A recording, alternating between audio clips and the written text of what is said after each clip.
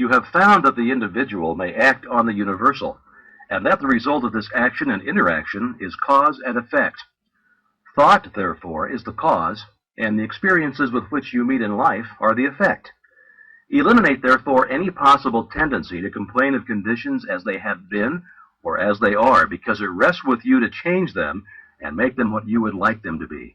Direct your effort to a realization of the mental resources always at your command, from which all real and lasting power comes.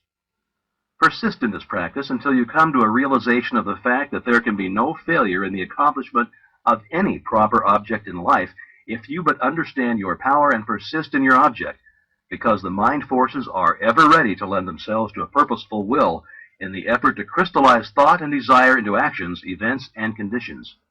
Whereas in the beginning of each function of life and each action is the result of conscious thought, the habitual actions become automatic and the thought that controls them passes into the realm of the subconscious. Yet it is just as intelligent as before. It is necessary that it becomes automatic or subconscious in order that the self-conscious mind may attend to other things. The new actions will, however, in their turn, become habitual, then automatic, and then subconscious, in order that the mind again may be freed from this detail and advanced to still other activities. When you realize this, you will have found a source of power which will enable you to take care of any situation in life which may develop. And now part 3. The necessary interaction of the conscious and subconscious mind requires a similar interaction between the corresponding systems of nerves. Judge Troward indicates the very beautiful method in which this interaction is effected. He says, and I quote, "The cerebrospinal system is the organ of the conscious mind, and the sympathetic is the organ of the subconscious. The cerebrospinal is the channel through which we receive conscious perception from the physical senses and exercise control over the movements of the body. This system of nerves has its center in the brain." End quote. The sympathetic system has its center in a ganglionic mass at the back of the stomach known as the solar plexus, and is the channel of that mental action which unconsciously supports the vital functions of the body. The connection between the two systems is made by the vagus nerve, which passes out of the cerebral region as a portion of the voluntary system to the thorax, sending out branches to the heart and lungs, and finally passing through the diaphragm. It loses its outer coating and becomes identified with the nerves of the sympathetic system, so forming a connecting link between the two and making man physically a single entity. We have seen that every thought is received by the brain, which is the organ of the conscious. It is here subjected to our power of reasoning. When the objective mind has been satisfied that the thought is true, it is sent to the solar plexus, or the brain of the subjective mind, to be made into our flesh, to be brought forth into the world as reality. It is then no longer susceptible to any argument whatever. The subconscious mind cannot argue, it only acts. It accepts the conclusions of the objective mind as final. The solar plexus has been likened to the sum of the body because it is a central point of distribution for the energy which the body is constantly generating. This energy is very real energy, and this sun is a very real sun, and the energy is being distributed by very real nerves to all parts of the body and is thrown off in an atmosphere which envelops the body. If this radiation is sufficiently strong, the person is called magnetic. He is said to be filled with personal magnetism. Now, such a person may wield an immense power for good. His presence alone will often bring comfort to the troubled minds with which he comes in contact. When the solar plexus is in active operation and is radiating life, energy, and vitality to every part of the body and to every one whom he meets, the sensations are pleasant. The body is filled with health, and all with whom he comes in contact experience a pleasant sensation. If there is any interruption of this radiation, the sensations are unpleasant. The flow of life and energy to some part of the body is stopped, and this is the cause of every ill to the human race, physical, mental, or environmental. Physical, because the sun of the body is no longer generating sufficient energy to vitalize some part of the body. Mental, because the conscious mind is dependent upon the subconscious mind for the vitality necessary to support its thought.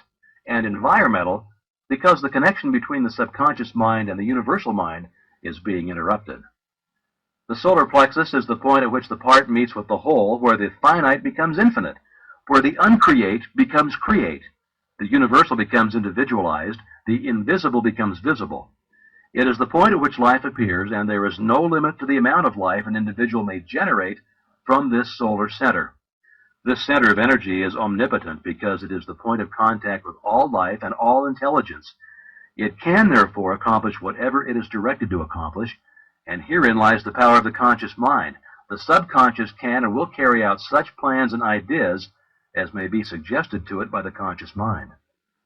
Conscious thought, then, is the master of this sun center from which the life and energy of the entire body flows, and the quality of the thought which we entertain determines the quality of the thought which this sun will radiate, and the character of the thought which our conscious mind entertains will determine the character of the thought which this sun will radiate, and the nature of the thought which our conscious mind entertains will determine the nature of thought which the sun will radiate, and consequently will determine the nature of the experience which will result. It is evident, therefore, that all we have to do is let our light shine. The more energy we can radiate, the more rapidly shall we be enabled to transmute undesirable conditions into sources of pleasure and profit. The important question, then, is how to let this light shine and how to generate this energy. Non-resistant thought expands the solar plexus. Resistant thought contracts it. Pleasant thought expands it. Unpleasant thought contracts it. Thoughts of courage, power, confidence, and hope all produce a corresponding state. But the one arch enemy of the solar plexus which must be absolutely destroyed before there is any possibility of letting any light shine is fear.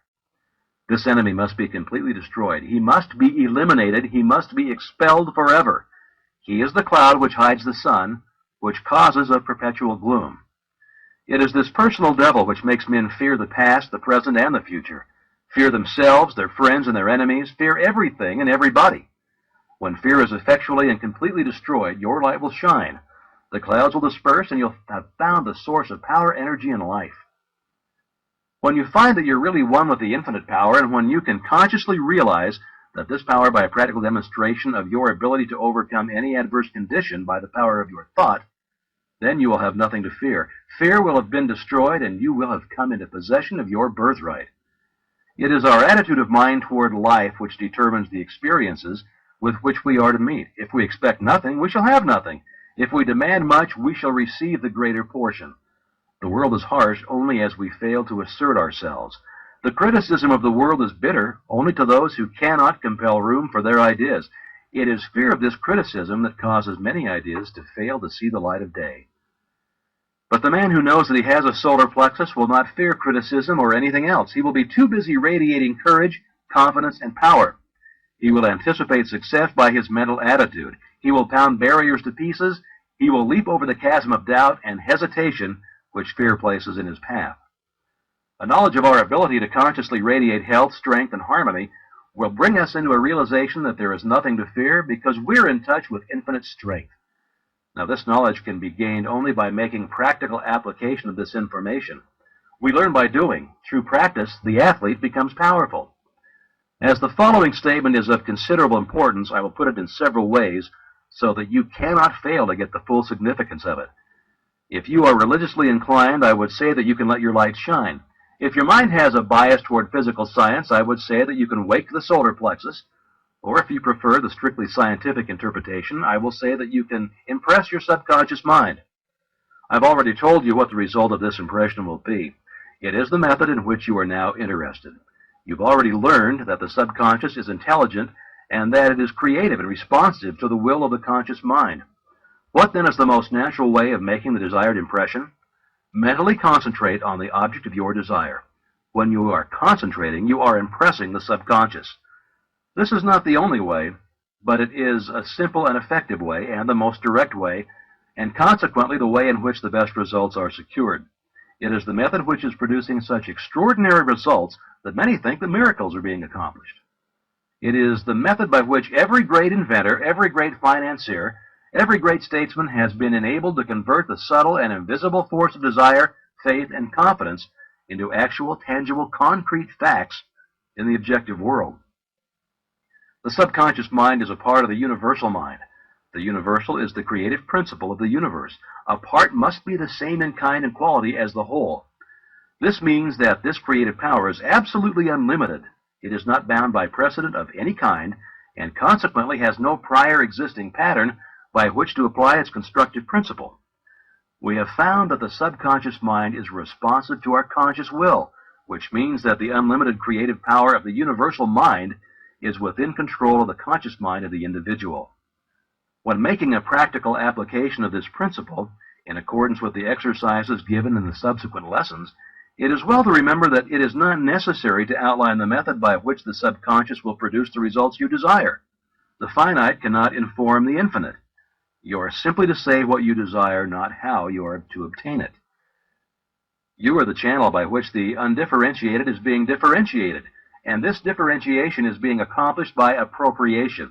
It only requires recognition to set causes in motion, which will bring about results in accordance with your desire, and this is accomplished because the universal can act only through the individual, and the individual can act only through the universal. They are one.